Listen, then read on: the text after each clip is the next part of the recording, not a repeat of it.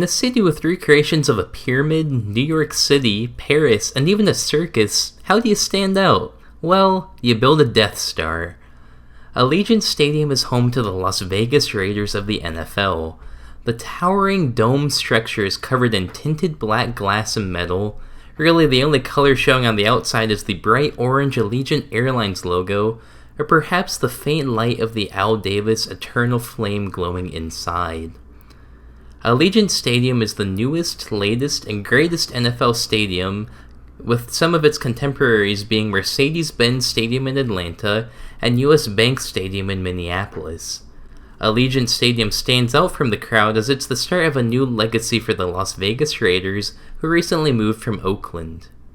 Planners of the stadium knew that they had to truly make an impact, and based off of the universally positive reception of the stadium, they really have. The venue, which is sure to host many Super Bowls over the coming years, covers a massive 62 acres and holds a respectable 65,000 fans. The stadium was originally not even designed for the Las Vegas area. Team owner Mark Davis planned to have the MANICA Architecture designed stadium to be built in Carson, California near Los Angeles. When plans to move the team to LA fell through after the Chargers beat the Raiders to the punch, Davis struck a deal to move the Raiders to Las Vegas. He loved the stadium design from Carson so much that he kept it with only minor changes for the Las Vegas setting. The stadium has large retractable windows that face the Las Vegas Strip, 275 feet of video screen messing on the outside that face Interstate 15, and an enormous 85-foot tall torch that houses an eternal flame of Al Davis, the late team owner.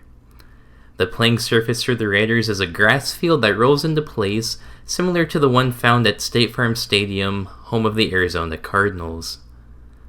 The history of the stadium really begins on April 28, 2016, when Mark Davis pledged $500 million to help construct the stadium, although he would need local taxpayers' help to cover the entire $2.4 billion price tag. Local county officials voted to increase hotel taxes to cover their portion of the bill for the stadium, which amounted to a whopping $750 million.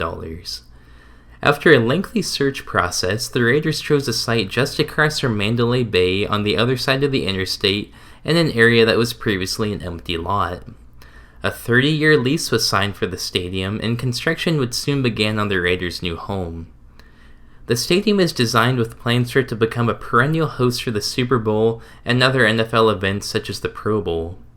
Las Vegas's ample hotel room and reputation as a tourist hotspot make it the perfect location for the Super Bowl, which has amazingly never been hosted in the city before. Cost overruns did eventually plague the project, which ended up nearly $170 million over budget. Some of this cost was recouped when the Raiders partnered with Allegiant Air on a 30-year naming rights deal for the stadium. Allegiant Stadium has proved to be a quick hit with events such as the Las Vegas Bowl, the Pac-12 Championship, the Pro Bowl, concerts, and many other events being moved to the stadium from their traditional locations. With what looks to be a timeless design in a city that has now booming sports entertainment industry and a lot of gambling, Allegiant Stadium looks like it will be a favorite of NFL fans for decades to come. This has been the quick history of Allegiant Stadium, one of my favorite venues in the NFL, and now one of my favorite things in the archive of everything. Leave a like, comment, and don't forget to tip your waitress, and as always, this has been Matt from the Archive of Everything, and I'll see you all real soon.